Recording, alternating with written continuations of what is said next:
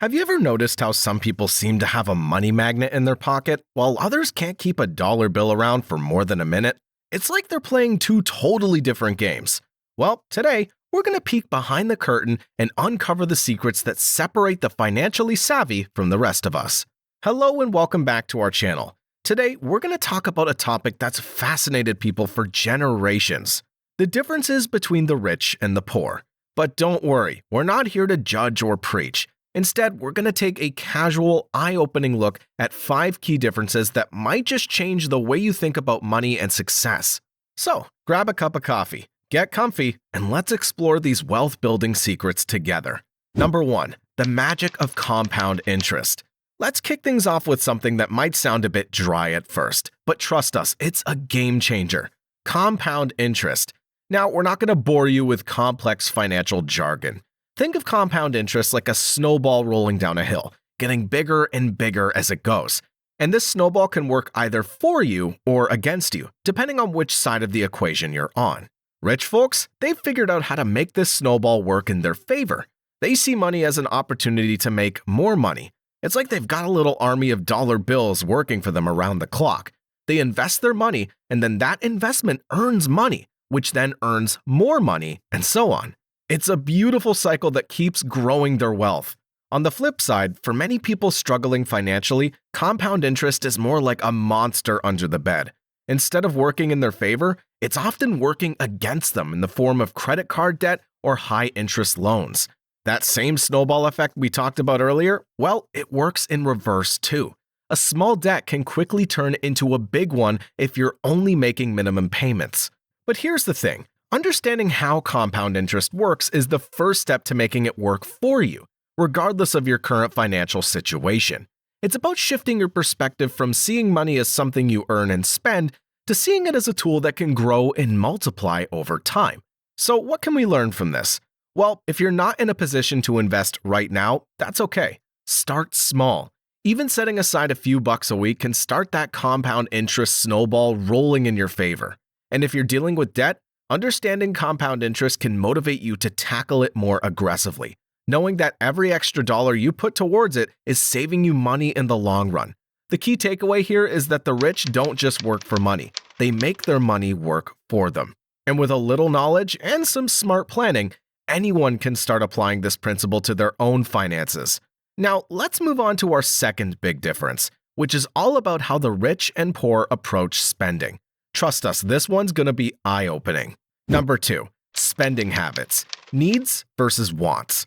All right, friends, let's talk about something we all do every day: spending money. You might think spending is spending, right? What's the big deal? Well, hold on to your wallets, because the way rich people approach spending compared to those struggling financially is like night and day. Let's start with the rich. Now, you might be picturing fancy cars, designer clothes, and caviar for breakfast, lunch, and dinner. But here's the thing. Truly wealthy people often don't spend their money that way at all. In fact, many of them are surprisingly frugal when it comes to day-to-day expenses. Rich people tend to have a laser focus on what they actually need versus what they simply want. They're not immune to desires, of course, but they're much better at distinguishing between necessities and luxuries. Imagine a wealthy person running out of milk. They'll pop into the store, grab a carton of milk, and leave.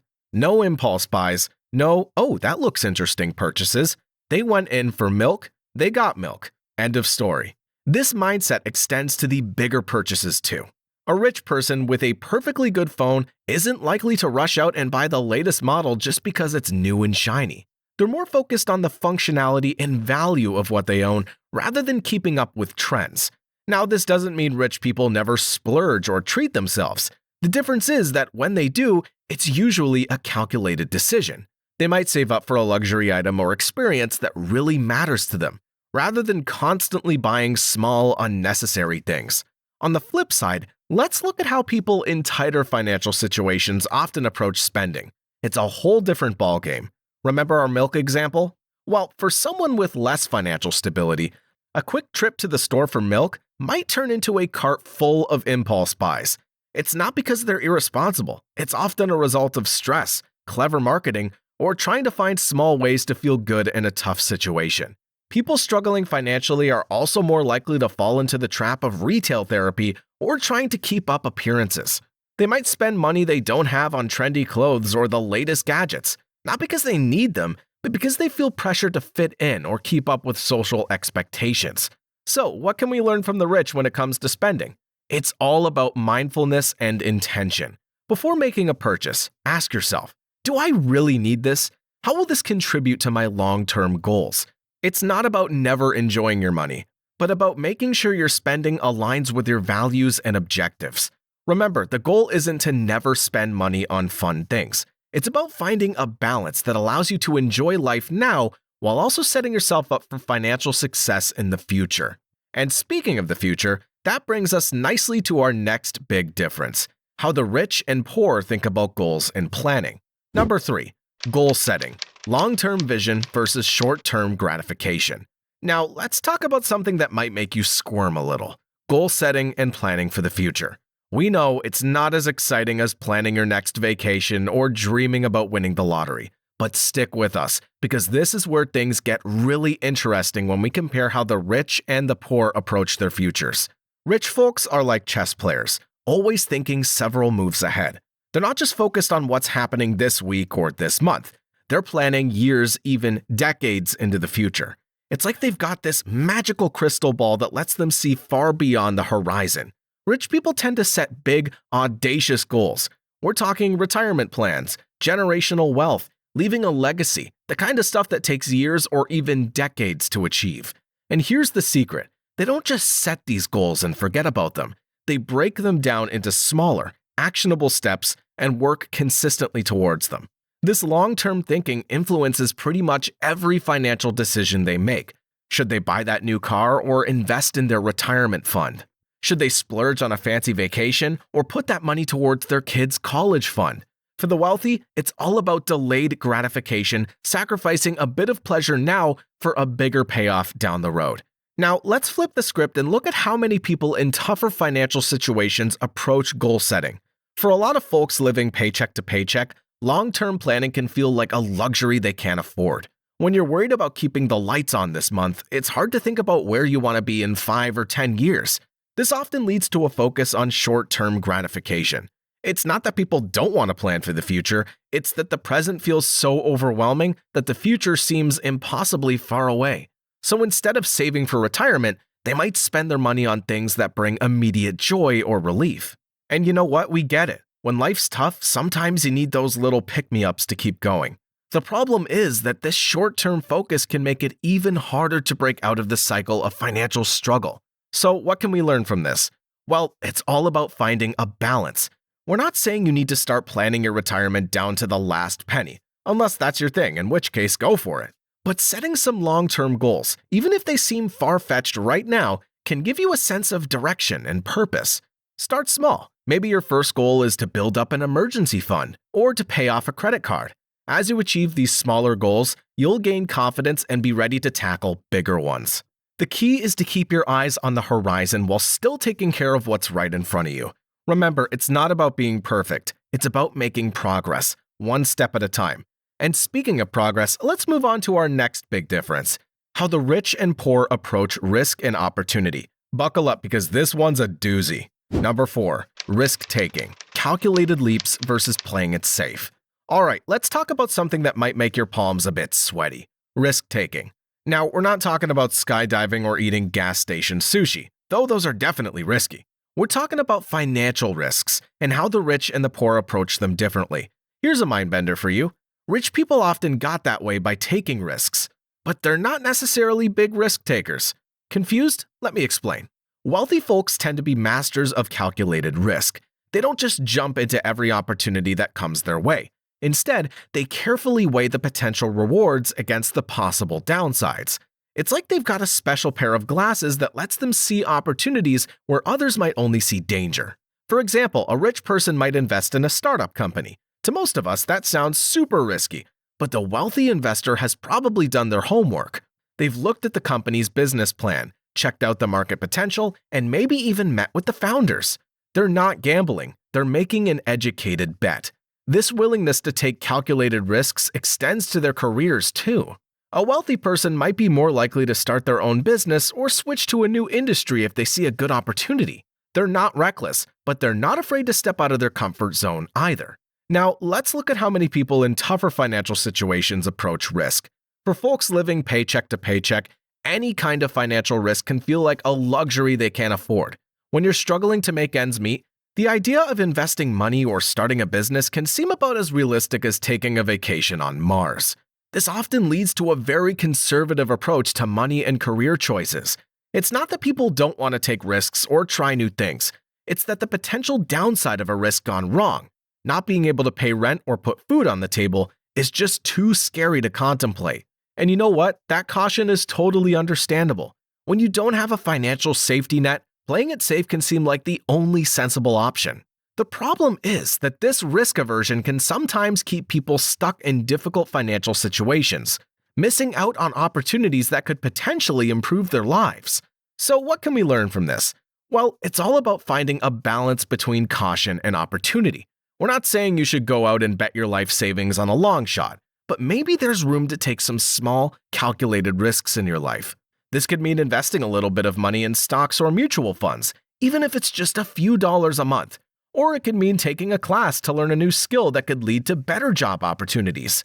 The key is to start small, do your research, and only risk what you can afford to lose. Remember, not every risk pays off, even for the wealthy, but by learning to evaluate opportunities and take smart risks, you can open yourself up to new possibilities for growth and financial improvement. And speaking of growth, let's move on to our final big difference between the rich and the poor: their attitude towards learning and personal development. Trust us, this last one's a real eye-opener. Number 5. Continuous learning. Knowledge as investment versus education as a chore. Alright folks, we've made it to our final difference, and it's a biggie: the approach to learning and personal development. Now, before you start having flashbacks to boring school days, hear us out. This isn't about sitting in a classroom or memorizing facts for a test. It's about a mindset that can literally change your life. Let's start with how wealthy people typically view learning. For them, education isn't something that stops when they get their diploma or degree. It's a lifelong process, a continuous journey of growth and improvement. They see knowledge as one of the best investments they can make, better than stocks, real estate, or any other traditional investment. Rich folks are often voracious readers. They devour books on business, finance, history, science, you name it. They attend seminars, take courses, and seek out mentors. They're constantly looking for new ideas and perspectives that can help them grow their wealth or improve their lives. But here's the kicker: they're not just learning about money, they're learning about everything. Because they understand that knowledge in one area can often be applied to another in unexpected ways. A lesson from history might inspire a new business idea. A scientific concept might lead to an innovative investment strategy. This attitude extends to their approach to problems too. When faced with a challenge, wealthy people often see it as an opportunity to learn and grow. They're not afraid to admit that they don't know, and they're always eager to find out more. Now, let's flip the script and look at how many people in tougher financial situations approach learning. For a lot of folks, education's often seen as a means to an end. You go to school to get a job, and once you've got that job, you're done learning. Continuous education, that's for people with time and money to spare. This view isn't because people don't value knowledge. It's often a result of the daily grind of just trying to make ends meet.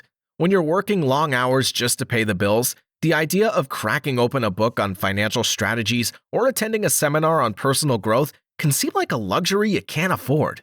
There's also sometimes a mindset that book learning isn't as valuable as practical experience. Why read about something when you could just do it, right? While there's definitely value in hands-on experience, this attitude can sometimes limit opportunities for growth and advancement. So what can we learn from this? Well, it's all about shifting our perspective on learning. Education isn't just something that happens in a classroom. It's a lifelong process that can happen anywhere, anytime. Start small. Maybe it's reading one article a day about a topic that interests you, or listening to educational podcasts during your commute, or watching YouTube videos to learn a new skill. The key is to make learning a habit, something you do regularly without even thinking about it. And remember, learning doesn't have to be all serious and stuffy. Follow your interests. Love cooking? Learn about the science behind your favorite recipes. Into sports? Dive into the statistics and strategies that make your favorite teams tick. The more you enjoy what you're learning, the more likely you are to keep at it. Here's the real secret. Knowledge compounds just like interest. The more you learn, the easier it becomes to learn more. And the more you know, the more opportunities you'll be able to spot and take advantage of. Well, that's all for today. We've covered the top 5 differences between how the rich and the poor approach money, risk, goals, spending, and learning. But here's the most important thing to remember. These aren't fixed categories. No matter where you are financially right now, you could start adopting some of these rich people habits today. Thanks for watching, and we'll see you in the next one.